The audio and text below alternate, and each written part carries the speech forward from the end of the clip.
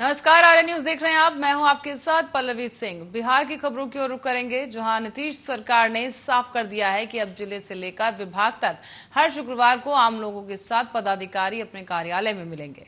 मिलने का समय निर्धारित किया जाएगा और अधिकारी उसी समय में परिचित भी कराएंगे। आपको बता दें कि आम लोगों को उनकी शिकायतों और समस्याओं को पदाधिकारी सुनेंगे और उसका त्वरित ही निष्पादन सुनिश्चित करवाया जाएगा, यानी कि उन समस्याओं का तुरंत ही समाधान करवाया जाएगा। इसी को लेकर अब मुख्य सचिव आमिर सुबहानी ने गुरुवार को सभी विभागीय आलाधिकारी, प्रमंडलीय आयुक्त और डीएम को निर्देश जारी कर दिए हैं। आपको बता दें कि मुख्य सचिव ने यह कहा है कि महत्वपूर्ण कार्यक्रमों को तुरंत ही प्रभावी ढंग से लागू करना होगा, न्याय के साथ ही विकास को सुनिश्चित करना होगा और प्रशासन को और अधिक संवेदनशील बनाने के मकसद से उक्त कार्रवाई अनिवार्य रूप से की जानी होगी। इसके अलावा और क्या कुछ करना होगा, इसको लेकर भी दिशा निर्देश जारी किए गए हैं। आपको बता दें कि अब हर सोमवार, मंगलवार और शुक्रवार को पदाधिकारी राज्य मुख्यालय में रहेंगे।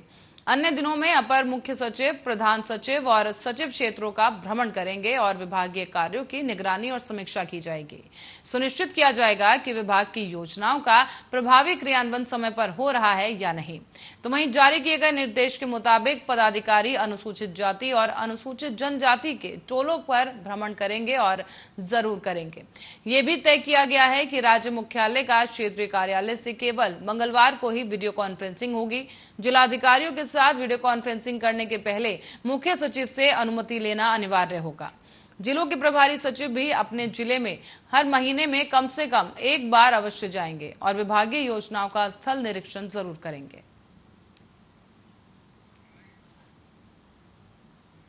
असामाजिक न्याय पखवाड़ा के पहले दिन स्वास्थ्य मंत्री मंगल पांडे ने बीजेपी कार्यालय में एक प्रेस कॉन्फ्रेंस की है, जहां उन्होंने ये प्रेस कॉन्फ्रेंस कर राज्य में स्वास्थ्य सुविधाओं की स्थिति की जानकारी दी और इसी के साथ ही भविष्य में होने वाले कार्यों से अवगत भी कराया। आपको बता दें कि उन्होंने कहा है कि आयुष्मान भारत योजना प्रधानमंत्री नरेंद्र मोदी की ड्रीम योजना है। इसी के तहत देश और राज्य में कई कार्यक्रम चलाए जा रहे हैं ताकि लोगों को और भी बेहतर सुविधाएं मिल सके। बता दें कि आयुष्मान भारत योजना के तहत प्रतिवर्ष प्रति परिवार को 5 लाख रुपए की सहायता राशि दी जा रही है। राज्य में 1 करोड़ 8 लाख लाभवान हैं, जो कि इस सूची में शामिल है। राज्य में अब तक करीब 29 लाख लोगों को गाइडलाइन कार्ड दे दिया गया है और इसके अलावा मुख्यमंत्री नीतीश कुमार से विचार विमर्श कर एक बड़ा निर्णय भी लिया गया। राज्य के अंदर और 80 लाख राशन कार्ड धारक भी हैं, ऐसे परिवार हैं जिन्हें आयुष्मान योजना से जोड़ा जाएगा। तो वहीं मुख्यमंत्री की सहमति के बाद ही बहुत जल्द ही इस प्रस्ताव को कैबिनेट में ले जाने वाले हैं और अब इसी के साथ ही जो वंचित लोग हैं उन्हें भी इस योजना का लाभ मिल सके, इसको लेकर भी कार्रवाई की जाएगी। इसके तहत राज्य के 3.25 से 4 करोड़ लोगों को इस योजना के लाभ किया जाएगा। आपको बता दें कि प्रेस कॉन्फ्रेंस में बीजेपी चिकित्सा मंच के प्रदेश संयोजक डॉक्टर मनोज कुमार, मुख्यालय प्रभारी सुरेश रुंगटा, मीडिया प्रभारी अशोक भट्ट, राकेश सिंह, मीडिया पैनलिस्ट विनोद शर्मा, तमाम ऐसे अधिकारीगण भी वहां मौजूद रहे।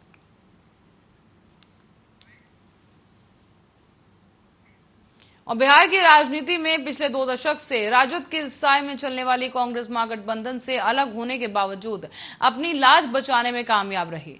पार्टी ने एक सीट पर जीत तो दर्ज करवाई ही, कुछ ही दूसरी सीटों पर भी उसने अपनी ठोस उपस्थिति दर्ज करवाई है। पार्टी भी मानती है कि वो खाली हाथ चुनाव मैदान में गई थी और उसने पूर्व के चुनाव की अपेक्षा शानदार प्रदर्शन किया है।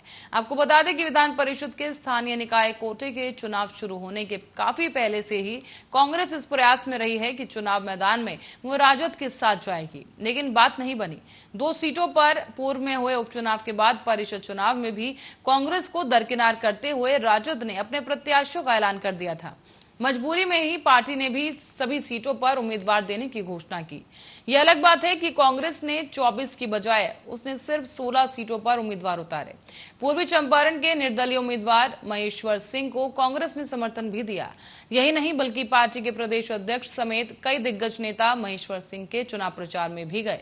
तो वहीं 16 उम्मीदवार और एक निर्दलीय को समर्थन देने के बाद कांग्रेस अपने बूते पर एक सीट बेगूसराय जीतने में कामयाब रही। पश्चिम चंपारण में कांग्रेस उम्मीदवार अफाक अहमद ने शानदार पारी खेली। हालांकि वो चुनाव जीतने में नाकामयाब रहे, लेकिन पार्टी ने यहां पर अपनी ताकत का एहसास जरूर करवाया है। कांग्रेस छोड़कर जदयू में गए राजेश राम को तीसरे नंबर पर भेजने में पार्टी सफल रही। यहां से राजद उम्मीदवार ने जीत दर्ज करवाई है। कांग्रेस पूर्वी चंपारण की सीट पर जिस पर निर्दलीय उम्मीदवार महेश्वर सिंह ने जीत दर्ज करवाई, उसे भी अपने कोटे में सीट ही मानती है। ऐसे में आपको बता दें कि कटिहार सीट को लेकर पार्टी का दावा है कि अगर राजद ने उसके साथ मिलकर इस सीट पर चुनाव लड़ा होता तो यहां से जीत संभव थी। तो वहीं बिहार विधान परिषद के चुनाव में खगड़िया से कांग्रेस प्रत्याशी की जीत की खुशी में मानसी ब्लॉक के पूर्व प्रमुख बलबीर यादव उर्फ चांद यादव होश खो बैठे हैं। उन्होंने अपनी ही रिवॉल्वर निकाली और दनादन हर्ष फायरिंग करना शुरू कर दिया। यादव का ये वीडियो अब बनवाया गया है और आपको बता दें कि ये घटना गुरुवार शाम की बताई जा रही है। इसके वीडियो में चांद यादव कांग्रेसी प्रत्याशी राजीव कुमार की जीत पर अपनी खुशी व्यक्त कर रहे हैं। उन्हें खुशी इतनी है कि वो एक करके 3 बार गोलियां चला देते हैं। इसी दौरान उनके पास किसी वकील का फोन आता है, वो उससे बात करते हैं तो वो भी वीडियो में रिकॉर्ड हो जाती है। आपको बता दें कि वो कहते हैं कि अभी गोली फोड़िए, और आपको बताते चलें कि आगे उन्होंने ये भी कहा कि इसका मतलब अभी गोली चला रहा हूं सर, कल कौन से केस की तारीख है, आपके खाते में पैसे डाल दूंगा। इसी बीच उनका फोन कट जाता है। तभी वो वीडियो बनाने वाले से कहते हैं कि लुंगी नए आन चाहिए, नहीं तो कहेंगे यादवे हैं। बता दें आपको कि चांद यादव खगड़िया के पूर्व बाहुबली विधायक रणवीर यादव के छोटे भाई हैं। उनकी भाभी पूनम देवी यादव भी जदयू के टिकट पर खगड़िया से 3 बार विधायक रही हैं।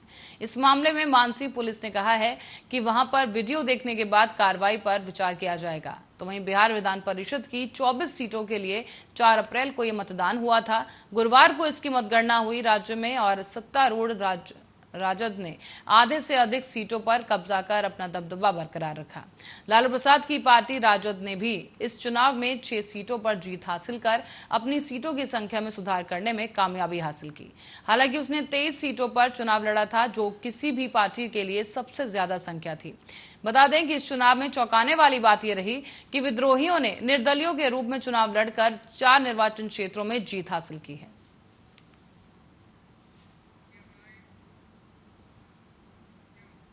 तो वहीं बिहार के सासाराम में नासरीगंज में सोन नहर पर बना लोहे का एक ऐतिहासिक पुल गायब हो गया है।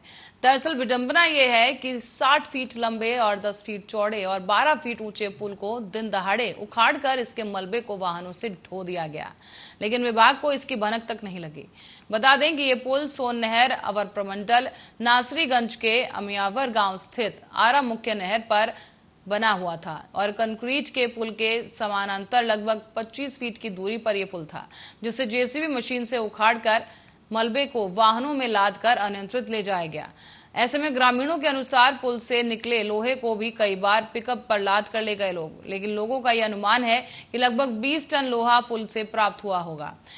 आपको ये भी बता दें कि ग्रामीणों के अनुसार अब इस पुल को उखाड़ने वालों ने खुद को सिंचाई विभाग का कर्मचारी बताया था।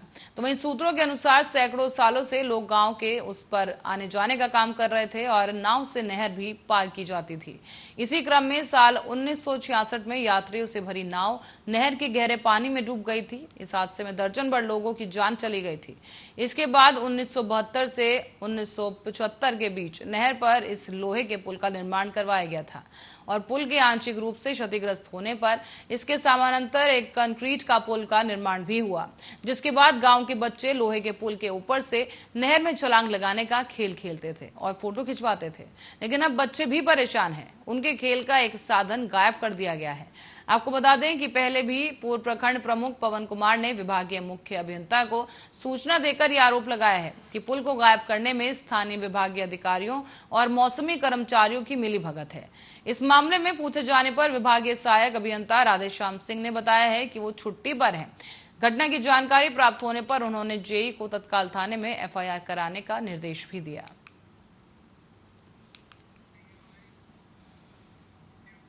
चलिए बढ़ेंगे अगली खबर की ओर। और बिहार में इस समय शराबबंदी का कानून लागू है, लेकिन बिहार पुलिस लगातार शराब माफियाओं को रोकने की कोशिश कर रही है।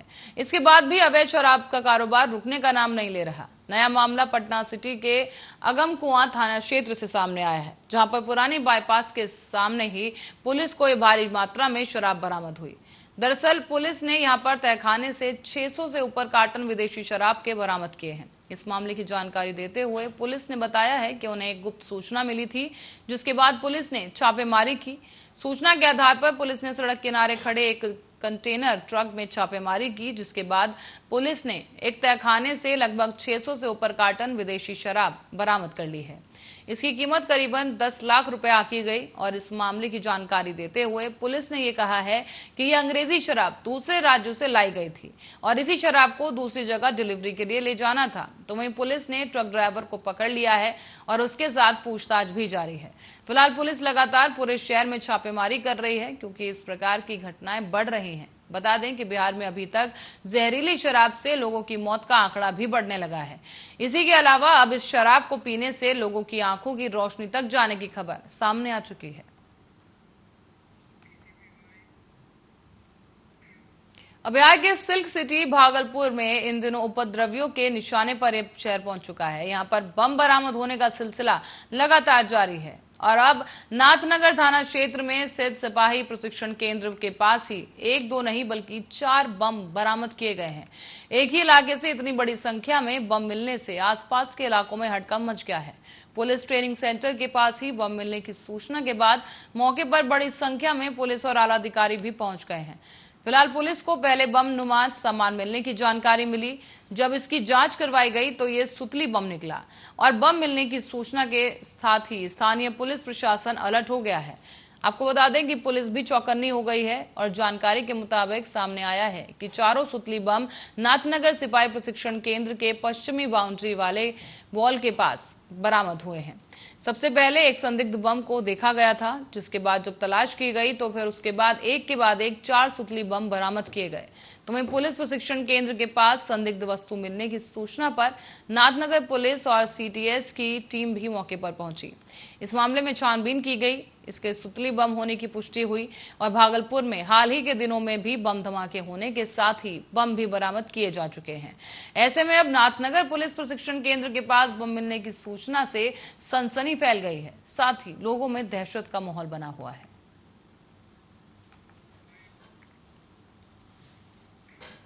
और आपको बता दें कि इस शहर के पुराने बस स्टैंड के पास एक होटल में पुलिस ने छापेमारी कर एक सेक्स रैकेट का भांडाफोड़ कर दिया है।